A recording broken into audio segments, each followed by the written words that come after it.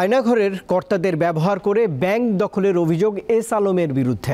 Social ইসলামী ব্যাংকের সাবেক পরিচালনা পর্ষদের অভিযোগ, ডিজিএফআই অফিসে নিয়ে তাদের পদত্যাগে বাধ্য করা হয়।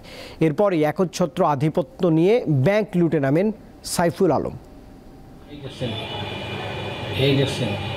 5 আগস্ট সরকার পতনের পর 7 আগস্ট এসআইবিএল ব্যাংকে যান পুরনো পরিচালনা পর্ষদের সদস্যরা। তাদের সমর্থন করায় মাসুদ নামের এক কর্মকর্তাকে পিটিয়ে আহত করে ব্যাংকটির এস আলম সমর্থিত গ্রুপ। মতিঝিলের ব্যাংকপাড়ায় যাদের নাম পটিয়া গ্রুপ। আহত ব্যাংকার রাজধানীর একটি হাসপাতালে চিকিৎসাধীন। মূলত নিজ এলাকার লোকদের দিয়ে ব্যাংক দখল করে নানা জালিয়াতির অভিযোগ এস আলমের কর্ণধার সাইফুল আলমের বিরুদ্ধে।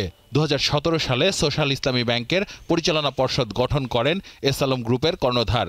ওই বছরের অক্টোবরের 30 তারিখ তখনকার পর্ষদ সদস্যদের অপহরণ করে পদত্যাগে বাধ্য করানোর অভিযোগ এস আলমের বিরুদ্ধে। গাড়ি থেকে আরো দুইজন নেমে পড়ল, নেমে আমাকে ব্যারিকেড দিল।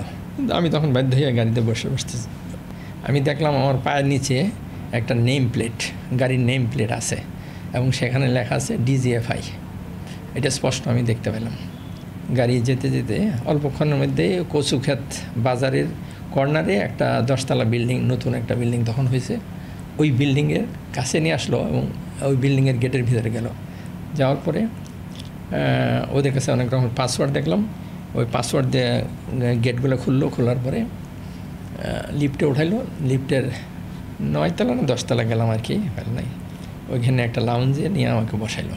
সম্প্রতি আয়নাঘর হিসেবে পরিচিতি পাওয়া রাজধানীর কচুক্ষেত এলাকায় সামরিক গোয়েন্দা পরিদপ্তরের সে সময়কার কর্মকর্তারা এসআইবিএল এর পরিচালনা পর্ষদের সদস্যদের পদত্যাগে বাধ্য করান বলে অভিযোগ অপহৃতদের। পকেট থেকে একটা কাগজ বের করে আমাকে দিল। ওখানে লেখা আছে যে স্বেচ্ছায় আমি পরিচালক পদ ও চেয়ারম্যান পদ থেকে আমি ইস্তফা দিলাম। আমি যে কী নিয়ে আসছেন বেটা, আমি চোর না ডাকাত না এদেশের কোনো একটা দুষ্কৃতিকারী, হ্যাঁ, না আমি কোনো বেআইনি লোন দিছি, হ্যাঁ, না আমি ঋণ খেলাপি, আমি কেন রিজাইন করব? তখন আমাকে বলে, স্যার আমি নির্দেশিত।